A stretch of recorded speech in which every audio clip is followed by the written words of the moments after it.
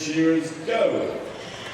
Dyma ni felly cystadleuaeth y ffermwyr ifanc sydd o'n blaenau ni rwan ar stondin 1 o cynrychioli Sir Faesyfed, Sam Bridgewater yn cynrychioli Sir Fôn, mae Owain Tudor ar 2 ar 3 yn cynrychioli Gwent, mae Gemma Bunning, Morgan Jones o Eirionydd ar 4 wedyn ac ar 5 draw fanna yn cynrychioli Maldwyn. Mae Iwan Hughes, felly dyna'r siroedd. Mae'r bechgyn a'r merched yma wedi bod yn llwyddiannus yn ralioedd eu siroedd nhw i gyrraedd y gystadleuaeth yma. Ac o'n i weld pwy sydd yn mynd i fynd â hi.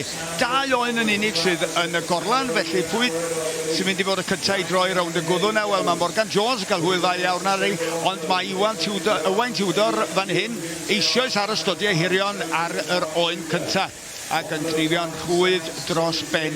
Iwan Hughes wedyn yn hefyd ar y stodiau hirion ac yn troi gyntaf ar gyfer yr ochr diwetha. Chydig bach o waith rownd yr goes blaen na cyn llithro'r holl ffordd i lawr. Chydig bach o anesmwythydd gan yr oen y fanna.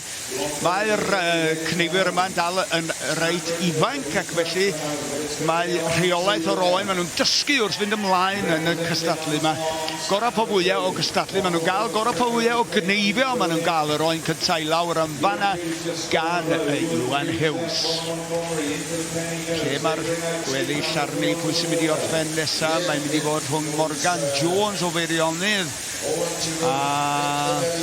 mae Owain Tudor hefyd yma'n hyn wedi cael yr ail oen allan. 4 ydy hwn. Morgan Jones tacluso pen ôl yr oen cyntaf na mewn a fo felly ar gyfer yr ail un reit sydyn.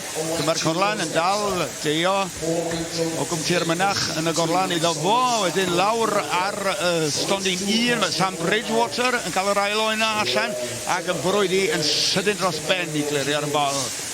Na ni y beirniaid fan hyn yn cadw llygad ar gyfer unrhyw ail doriadau, unrhyw fynd dros yr un lle ddwywedd, rhyw fan bugiadau sydd yn gallu digwydd hefyd, a mae'r hynna i gyd yn cael ei clicio mewn i'r sgôr ar y sgorfyrddau uwch ben y Cneifwyr. Stodiau hirion y fan hyn. A rownd y gornel wedyn mae Iwan Hughes unwaith eto, rhaid da fo. Pawb yn cael hwyl neu chwarae teg. Owain Tudor ac Iwan Hughes sydd gyflyma ar hyn o bryd. Mae'n mynd i fod rhwng y 2 o'n nhw i orffen gyntaf. Dwi'n gweld o be wyla i beth bynnag bod yna Cneifio taclus iawn wedi bod yn enwedig gan Owain Tudor fan hyn o Ynys Fôn. Mae o wedi cael cneifiad da iawn ar y 2 oen, swn i'n dweud. Gan edrych yn job hwydd iawn gyda fo. Chydig bach o gic y fanna, pen arall gan Iwan Hughes, ond botwm coch Owain Tudor, Sir Fôn sy'n mynd â hi o ran cyflymdra. A dwi'n siŵr braidd bod wedi cneifio'n reit taclus hefyd. Nesaf i orffen, Iwan Hughes y fanna pwyso botwm coch i Maldwyn. Fawr iawn o ddewis wedyn rhwng y gweddill. O'n i bai bod yr wyn yn anesmwythwr ychydig gan Sam Bridgewater. Gemma Bunning y fan hyn hefyd yn colli'r rheolaeth ar yr oen tra yn y cefndir. Morgan Jones o Feirionydd. Yes, yn taclusor. 2-3 trawiad dwytha yna. Gyn troi am i botwm coch. Lawr â hi a diolch yn fawr. Cystadleuaeth dda.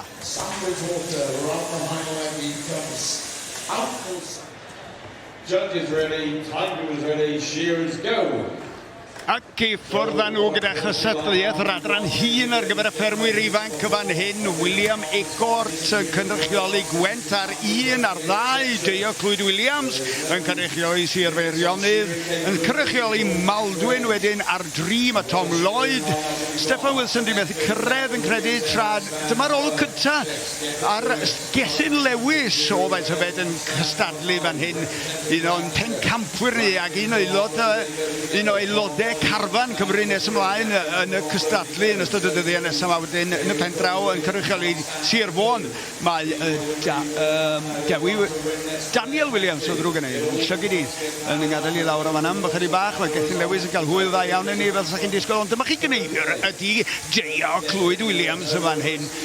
Taclus dros ben wedi adeiladu profiad yn gweithio bellach ar stad y Rhiwlas yn y Balach, y fryfoldeb fawr ar ei ddwylo iddo fo, ac felly diolch yn gallu cystadlu cymaint ar y Cneifio a fysa fo licio. Ond yn y pen draw na mae Daniel Williams o Sir Fôn eisoes i mewn ar gyfer ei ail oen.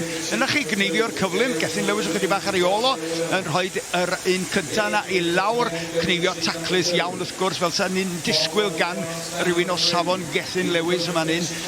Wedyn ni'n edrych ymlaen i weld o fori yn perfformio yn erbyn carfan Zeland yn newydd rwan. Ta pwy aros y gennym ni fan hyn? William McCourt ydy hwn o Went ar stondin yr rhif 1 ychydig bach ar ei holi o ran amser, ond y Cneifio'r taclus dros ben. Mae rhaid cyflymu fan hyn rwan achos does na ddim ail gymal o hwn.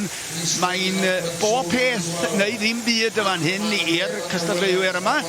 A'r ail oen mae'n cael ei orffen y fan hyn rwan. Mae'n drwy gynnu'r cyntaf gan William Court lawr a fo yn fanna. Ond lle mae Gethin Lewis arni. Fiwch arno fo'n mynd ar y stodiau hirion ar rwan, ond wir mae Daniel Williams yn mynd drawiad am drawiad efo fo. Mae'n siŵr bod o'n gwybod hynny dros i ysgwydd. Pwy sy'n mynd i fynd â hi?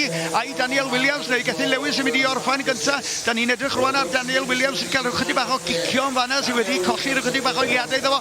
Ond na, wir, Daniel Williams sy'n mynd â hi o Ynys Môn. Gethin Lewis sy'n mynd i orffen chydig bach ar ei ôl o pawb arall dipyn ar ôl o gymaru ar ddau yna.